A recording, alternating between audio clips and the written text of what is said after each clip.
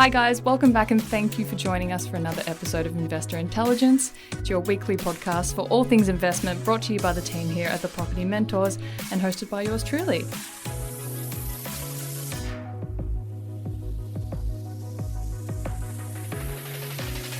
My name is Phoebe Sikowski-Wallace, and with me to answer all of my questions that I have about today's topic is our wonderful investment expert, Luke Harris. How are you today, Luke? Are you sick of me yet?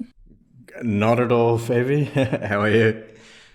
Very well, thank you. So coming up on today's show, we're going to be talking about something we've touched on multiple times over the episodes and something that I said we'd do a full episode on, which is about the people that you want in your corner, so also known as your team of experts or your core wealth team.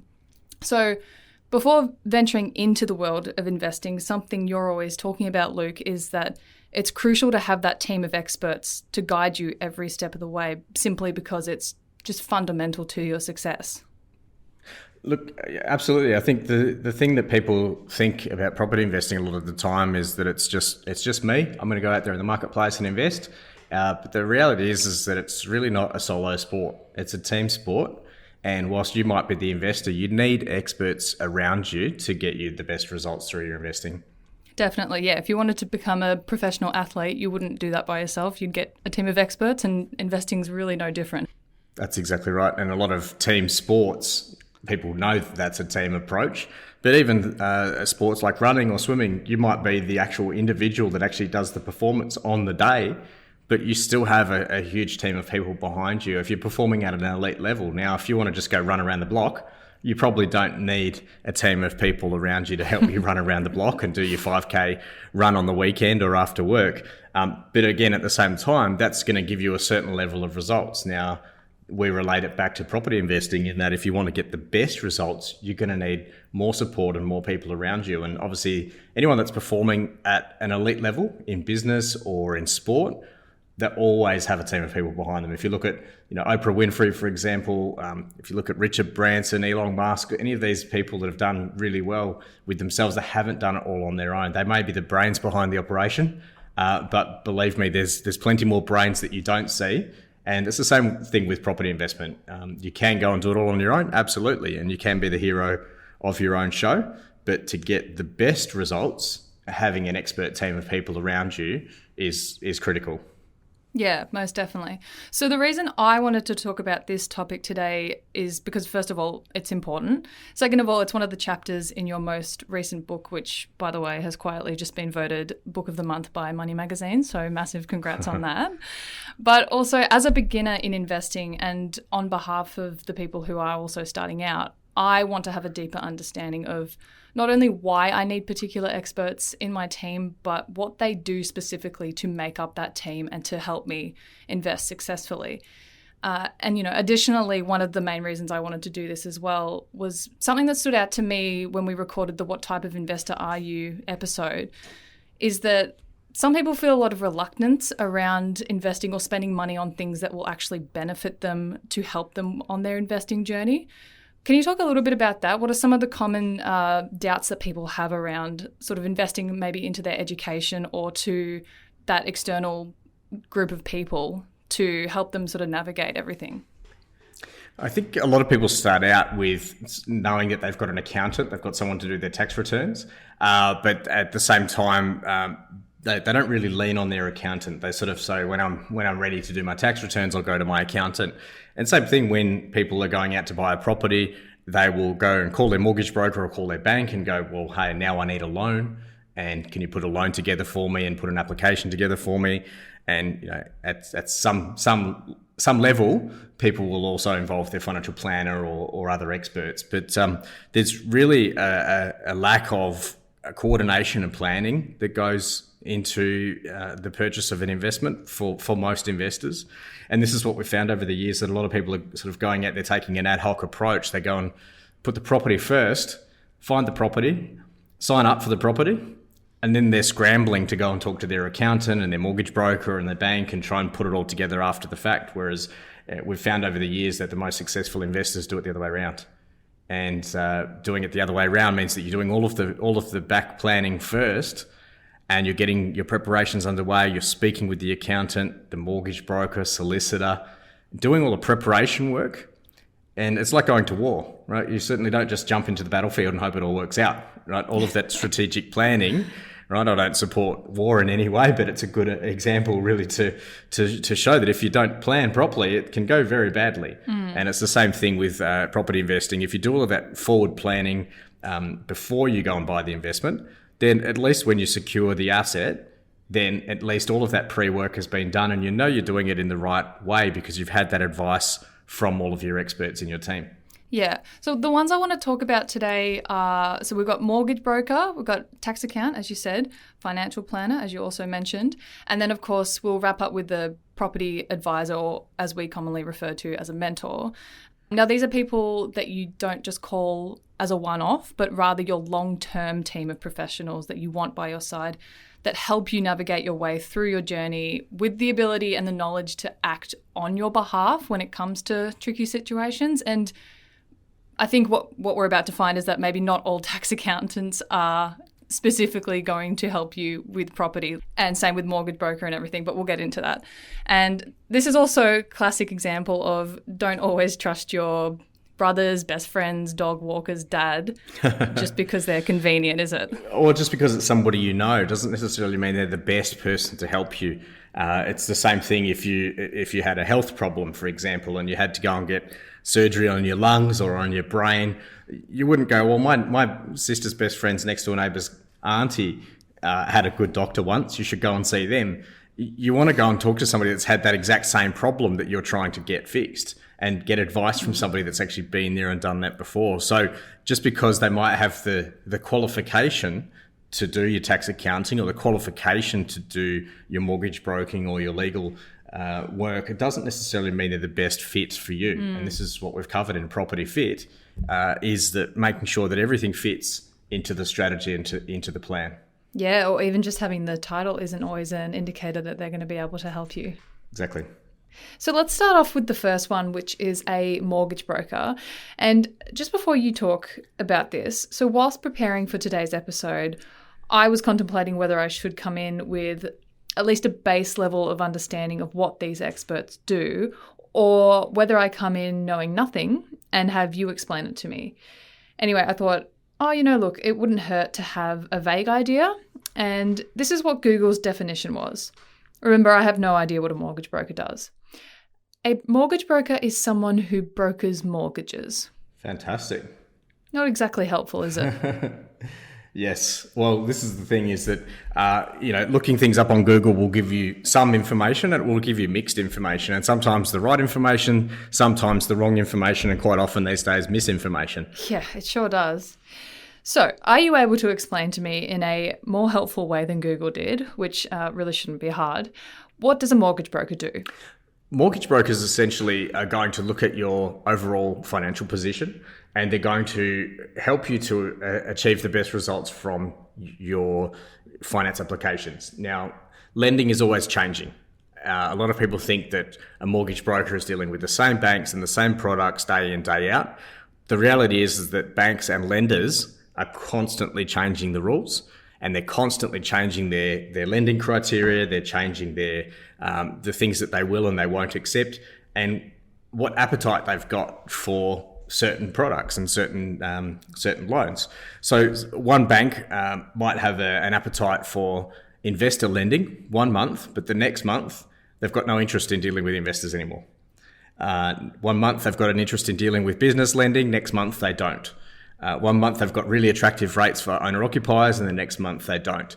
So these things change constantly. Day by day, the rules are changing, and they do that because they've got international money markets that they're tapping into. They've got their own internal processes and things, targets that they have to hit so that they can balance all of their internal targets. But essentially, your mortgage broker's there to make sure that at that exact snapshot in time that you're ready to apply for a loan, that they're getting you the best deal. Now, a lot of people think that they can go to their bank. Well, I've been with the bank for 10 years. I can go and get them a good, they'll give me a good deal because I've been loyal. Okay. And those days are long gone. And, I had a Dolomites account many years ago. Brad, one of our team members, mentioned Dolomites yesterday. It reminded me of that. And, that loyalty that I had having savings accounts from a very young age meant absolutely nothing. They couldn't care less as far as the banks are concerned. Despite all of their feel-good marketing, the banks really count you as a number. Right. They might show happy families walking along the beach and, showing how happy they are and all of these sorts of things. But that's just a marketing technique. They really don't care. And I would love to think that that's not the case, but the banks don't care. So this is why we use mortgage brokers, because they can find you the best deal, and they're assessing your essentially like a jigsaw puzzle and looking at you as a piece of the jigsaw puzzle, and they're trying to find out the best place to fit you in and which lender will actually give you the best deal. Because if you go to one bank, they're only going to look at that bank's products. Of course. And if you're with CBA or NAB or ANZ or Westpac, those banks are only going to show you their products. Westpac is not going to show you a CBA product. So if you're going to your own bank, they're only going to show you what they've got on their own panel. So a mortgage broker is going to help you to sort of navigate through that and give you multiple options. Now, a lot of people think that the cheapest interest rate is the best loan product. Mm-hmm. But as an investor, we've got to understand that the cheapest interest rate isn't necessarily the best loan product. And lender A might lend you $500,000 at 3%, whereas lender B might lend you $650,000, right, but it's at 3.15%. It's a higher interest rate, but they'll give you more money to invest with. So with an extra bit of money in the marketplace, that could offset the higher interest quite substantially because you're getting into a better quality asset. So all of these things need to be factored in when you're making investment decisions. And obviously having a good mortgage broker that specialises in investor lending, and I can't stress that enough, having a mortgage broker that specialises in property investor lending is absolute gold. Now, finding that person is very difficult. Finding somebody that actually does that for a living and does it quite well, does it successfully, and finding a specialist that understands the needs and requirements of a property investor that's building a portfolio they're worth their weight in gold, believe me. Okay, so are there any telltale signs apart from if they specialise in property investing? Are there maybe any questions you can ask them to sort of gauge whether or not they are the right mortgage broker for you? Absolutely. One of the first questions that I always ask a mortgage broker, are you a property investor yourself? Good question to ask. A lot of mortgage brokers either don't own property themselves, and as in that they're renting, and there's nothing wrong with renting, but they've never bought a property. And secondly, a lot of them have never bought an investment property. Now, if they're not investing themselves, that's a bit of a concern because they don't understand the lending process that's needed to go through and really structure a property portfolio. So these are some of the things that we always consider when we're talking to a mortgage broker. The other thing is, and probably more importantly, is what percentage of loans that you write are for investors. If 90% of the loans that they do are for mums and dads buying their first home, and they're dealing with first homeowners the majority of their time, it means that they're dealing with an entirely different world of lending than investor lending. If only a small portion of their lending that they do is investor lending, it means that most of the conversations they're having with the aggregators and the lenders out there are relating to owner-occupied loans. It means that it's a very different loan product. It means that they're probably not going to be aware of all of the intricacies required because banks have completely different requirements for investors. So that's a really good question to ask, is what percentage of loans that they write are actually for property investors. Right. So basically don't be afraid to ask them these questions because at the end of the day, this is your portfolio that they're dealing with. 100%. You're the CEO of your own property business, and you need to make sure that you are recruiting people in your team that are capable and more than capable of helping you on that journey. Because the thing is, as an investor, you don't want to, and you probably don't have the time to, invest all of that time to understand everything there is to know about mortgage broking and all of the rules that are constantly changing around lending. If you had that time, then you would go and be a mortgage broker. But then that's only one component of your investing. So you need to make sure that you've got the right people in that team. And that's why we talk about this so much. It's so crucial to your success. If you wanted to get fit or start a fitness program, you wouldn't run a marathon if you hadn't yet mastered jogging. You also wouldn't begin weight training by lifting 30-kilo dumbbells. There are, of course, multiple ways to keep fit through a variety of sports or exercise programs. However, there is a process to getting into shape and achieving peak performance. It's the same when it comes to investing in property. You need to start by doing some self-assessment of where you are now to where you'd like to be. This would be your fitness test. You have to have your team of experts who will help you along the way. These would be your trainers.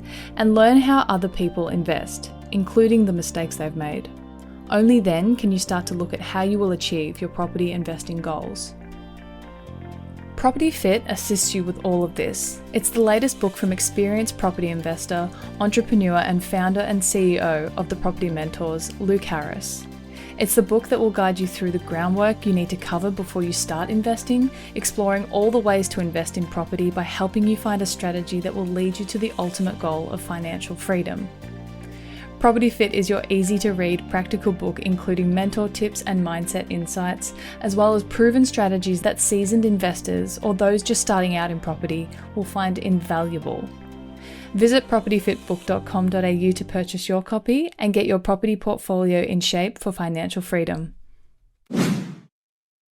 Fabulous. So the next one is tax accountant. Now, as you sort of mentioned before, a lot of people may think, okay, yeah, tax accountants, they're the people that do my tax. And I mean, I'm lucky enough to have a friend in my life who does my taxes for me, and I buy him a slab of beer as payment. And that's a very win-win situation for us. But I'm guessing he might not necessarily be the person that I would go to as a tax accountant in this situation. Well, look, I guess as long as he has the beer after he's done your taxes, then there's probably no major issues. If he has it before he does your taxes, it may not end up the way you need it to. I make sure to sit next to him when he's doing it, just to make sure that doesn't happen. But I think the thing is that, you know, a lot of people start out with having an accountant that just basically does their tax return, submits it, and you get some money back from the tax office, which is great. You go and buy some new clothes or something, and then you're all done for the next 12 months. But as you continue to grow your portfolio and you start adding another property in, and you get your first investment property, but your second and third one, obviously you can outgrow your accountant. Now, your accountant might be more than happy to do it for a slab of beer. Mine charges significantly many more beers to do my tax, for example. But I think the key thing for people to be aware of is that you can outgrow your advisors. And whilst that might be okay, a lot of people go to those companies. You can see they'll do your tax return for $99, and it's a good place to start because at least you are in the habit of doing your tax returns. And often they'll give you a little tip along the way. Shove all your receipts into a shoebox, and that's where a lot of people get started. Now, the thing is that a lot of people don't know why that accountant is potentially the wrong accountant for them. So they might be going to the same accountant for years and years and years. And as long as the accountant does the tax return and they get a small refund here or there, most people assume that they're getting the right advice. Second to that is that a lot of people wrongly assume, and I think we covered this on one of our previous episodes as well, is that a lot of people wrongly assume that your accountant is there to build wealth for you. Your accountant is there. Their actual title is tax accountant. They're there to do your taxes. They're there to manage your tax affairs. They're not there to build wealth for you. They're not there to give investment advice. They're not there to help you create wealth and retire early and achieve all of your goals. They're there to do your taxes. And I'm very clear with my accountant that that's what his role is. His role is to look after my taxes, asset protection and structuring, setting up companies and trusts, all of those things, but is not there to give me advice on my investments. Okay. And so the thing is that people will outgrow their accountant as they, start by using an accountant that does their very basic tax returns, might claim some expenses for work or claim your uniforms and things like that. They'll put all of that into the ATO system and get your tax return done. But as your situation gets more complex, as you start investing and you've got maybe some shares, some superannuation, maybe you have a self-managed super fund, maybe an investment property or two, it starts getting a little bit more complex. And that's where you need specialist advice that's beyond the capabilities of a lot of accountants out there. Now, that's not to discount the abilities of most accountants. They still know how to claim depreciation and they still know how to punch the data in for investment properties. But does that mean you're getting the best advice? And what that means really is that you're getting an accountant that's proactive. And getting an accountant that's proactive with your situation is extremely rare. Believe me, I know a number of accountants. My uncle was an accountant. And when I was younger, I remember when I was about 17 or 18, I was about to start my first business in electronic security. And this is back in 1999. Just started the business actually, and I wanted to buy a house. And his advice as my accountant, because it was my uncle, told me just to wait, keep saving, save a bigger deposit for my first house, and not to take on any unnecessary risk. So he told me save up a 20% deposit for my first house. Now, in the time frame, mind you, I didn't take his advice. Thank God. I was a cocky little 19-year-old. I wasn't going to take that advice. I wanted to get into the market. And so had I taken that advice and kept saving until I had a 20% deposit, that property grew in value by more than that value over that period of time. And I'd still be trying to get into the market, trying to catch up. So, taking advice has to be factored into the overall long-term plan. And a lot of people, again, they look up to their accountant, put them up on a pedestal and assume that they're giving the best advice. But as an investor, I wasn't willing to take that advice, and I challenged that. And I said, why should I wait? Why can't I get into the market now? And because he was conservative in his approach, what he was trying to do is suggest that I take his approach to my investment strategy. Right, okay. There's nothing wrong with being conservative, but I was 19, right? I had plenty of years that I could make mistakes and recover from them. And my approach wasn't necessarily as conservative as his. He was many years older than me. And of course, he was at a different stage in his life, and therefore he was taking a conservative approach. I was a bit more aggressive in my approach. And again, we'd never had that conversation. And a lot of accountants are going to give that advice, and people would take that advice without questioning it. And so my approach is really to make sure that we're asking good questions of our expert team, and that the accountant knows what their role is in their client's wealth creation plan. Okay, yeah. So obviously very important to make sure you're actually on the same page of where you're wanting to go with your investing and making sure they're just helping you do their part of the job. So what's the difference between that and a financial planner? A financial planner is an interesting industry. A financial planning industry is quite interesting in the way that financial planners, they can't give advice on direct residential property. Now, Australian residential property in Australia is worth now over $9 trillion. Oof. It's worth more than all of the superannuation funds in Australia combined. And it's the biggest asset class in the whole country. Now, the funny thing is, financial planners can't talk about investing in direct property. It's the biggest asset class in the whole country, yet a financial planner can't talk about it. Now, there's financial planners out there that like investing in property themselves. But the thing is, financial planners are really probably given that title out of school. They shouldn't be given the name financial planner. They should be called a financial salesperson, because they can only sell something that's called a financial product. And what a financial product is, it's something like an insurance policy or a managed fund or something to that effect, or a listed property trust, something that has a product disclosure statement. And a product disclosure statement is something that basically protects the financial planner and also protects the investor and makes them to understand essentially what the investment is. Now, you might go and buy a property and you know that particular suburb is going to grow in value, but it doesn't have a product disclosure statement. Can you imagine how many millions of properties are out there in the country? You just simply cannot have a product disclosure statement for every single property. They're all different. Right. Even two properties side by side, they might have different carpet, different kitchens, all sorts of things, even though they might look identical from the street. So you can't have a product disclosure statement, which means financial planners, given the title of doing planning for people's finances, they cannot talk about the biggest asset class in the country. So financial planners can only sell you, and I say sell, a product that is a documented product, which has a product disclosure statement attached to it. So any insurance policies and so forth, they can discuss with you, listed property trusts, managed funds, those types of things. Basically investing in the stock market, anything that people can see as a financial product. Now, it's a heavily regulated industry, a lot of compliance attached to it, but at the end of the day, your financial planner is there to help you with parts of your wealth creation, not all of it. And, again, there are some fantastic financial planners out there, and they do a very good job with their clients, and they take a very holistic approach. But there are financial planners out there that will put people into investments that they just don't understand. Okay. And I've spoken to hundreds of people, if not thousands of people over the years, and I ask them who their financial planner is and where their money's invested, and half the time they don't know. Right.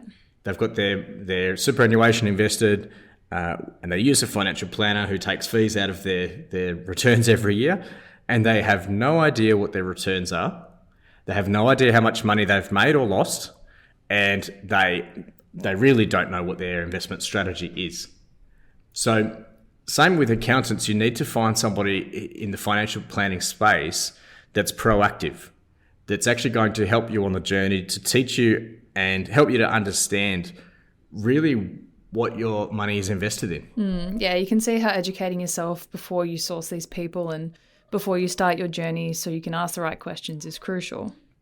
Now, the last one we're going to touch on today is a property advisor, or as we commonly refer to as a property mentor, which our listeners would know by now is what we do here, given our name, the Property Mentors.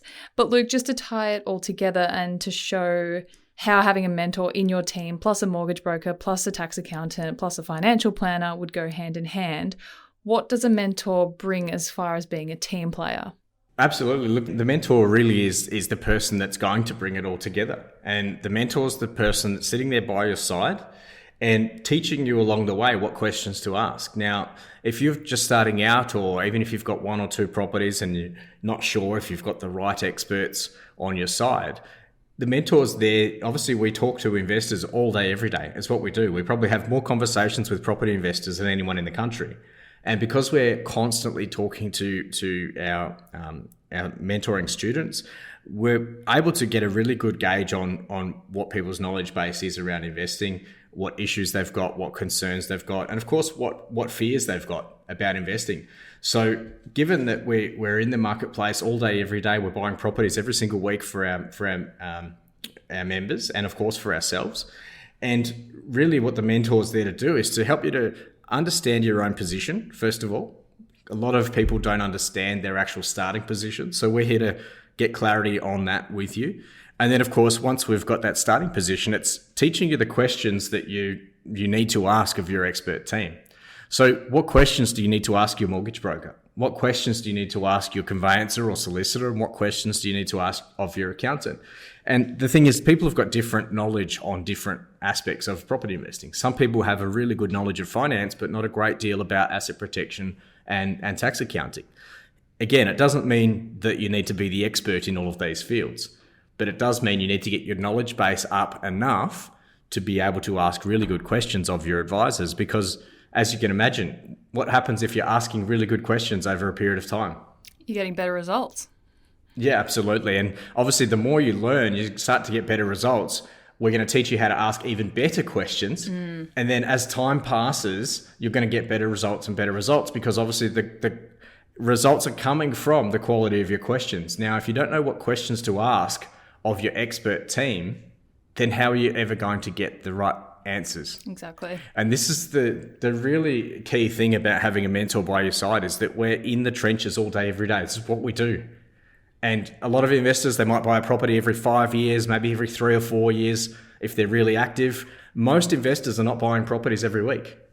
Most investors are not buying properties every year, but we're out there in the marketplace all day, every day. So as you can imagine, we've got so many touch points with accountants. We've got so many touch points with all of the advisors we've discussed today.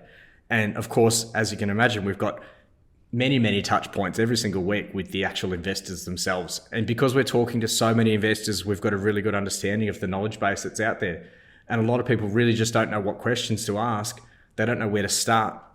And so having that leg up from the beginning, having that conversation with your mentor to be able to discuss what your understanding of finance is and what your understanding of accounting and financial planning is, gives us the ability to ask you questions, get the responses back from you, and then teach you what questions you can ask of your expert team. Now, we're not here to give you financial planning advice. Yep. We're certainly not here to give you accounting advice or any finance advice. We're not qualified to do that, and we don't want to be.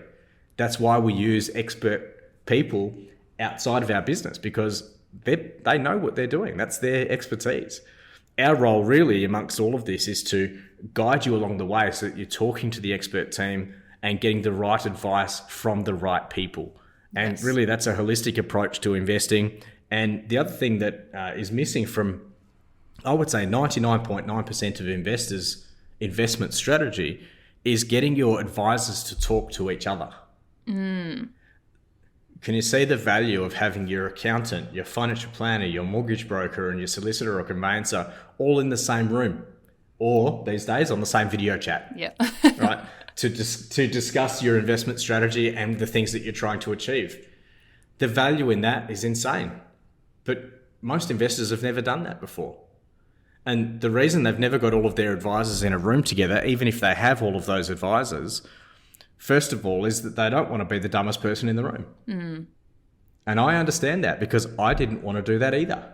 I didn't want to get any of my advisors in a room together, because then they'd all sit around the room, charging me by the hour, mind you. Right. And I would get them in a room and say, hey guys, I want you all to build wealth for me. And they're going to turn around and say, okay, Luke, how do you want us to do that? Right. And I'll turn around and say, well, you're the experts, you tell me. Right? And we'll go around in circles for 20 minutes trying to work out how this is going to happen. But this is where our mentor team works so well, because we've got relationships with external advisors that we use, and we use them personally. The people that I use personally to help me build my own property portfolio are exactly the same people that we recommend our members use. Now, you don't have to use them, but of course we've got some fantastic results by working with them. And I guess having that expert team together in the same place at the same time means that you've got an ongoing conversation, so that your accountant and your mortgage broker can talk to each other, always with your best interests at heart. And of course, the more you see those communications between those different experts, the more you're going to learn through that process. So being actively involved in that process is an extremely powerful thing for a property investor. Once you've been through that process, of course, you're going to be better equipped for your next investment. Yeah, you can see how a mentor would just make this whole process a hell of a lot less terrifying, given that half an hour ago, I didn't even know what half of these jobs did. So it sounds like they're the glue and they're your first point of contact, and they're not all your answers, but they're there to hold your hand. They're your GPS. That's it. Cool. So to recap, so make sure you do your research, ask lots of questions, choose people who have your best interest at heart, and most of the time, don't trust your friends, dads, hairdressers, dogs, auntie, just out of convenience. If you, if you wanted to be a successful athlete, you would get a team of experts behind you. So investing is no different. It doesn't hurt to actually start off there. Just the fact that you're using your sister's best friend's next door neighbour's best friend, I don't think that was the example I used before, but just by using those people that you've got existing relationships through, somebody that you know. The amount of times I see something on Facebook, does anyone know a good accountant? I mean, what is a good accountant? What is a good accountant? What is a good accountant there for? What are you trying to achieve? That's a better question, right? Yeah. A good accountant, there's plenty of good accountants. And if all you want them to do is lodge a tax return every year, stacks of good accountants. But a better question would be, does anyone know a good accountant that specialises in property investment? Aha, now we've got a better question. Now we're going to get a better answer. So starting off with having a good accountant is great, but then you need to niche down in exactly what you're trying to achieve from that specific expert. And then, of course, we've got examples that are similar with mortgage broking. If you're trying to buy your first home, there's people that specialises in first home buyers, and they've got lenders that specifically work with first home buyers. The same thing is there's brokers out there that specialise in investor lending. So again, the quality of your questions is going to determine the quality of your results. Yeah, fabulous. So Luke, thank you so much for giving me a much better description than Google did of the people that you need in your team. I have a much clearer understanding of what part everyone plays now. So if you would like to know any more about the Property Mentors, please check out our website, thepropertymentors.com.au. As I mentioned before, Luke's new book, Property Fit, Money Magazine's Book of the Month, no biggie, which has even more info about what we've spoken about today, plus a wealth of other knowledge that you can find at propertyfitbook.com.au, which is linked in our show notes with all of our socials. Once again, thank you so much for listening. I'll be back in your ears next week. And as usual, thank you so much for your time today, Luke. Thanks, Phoebe. Have a great week ahead, and thanks everybody for tuning in.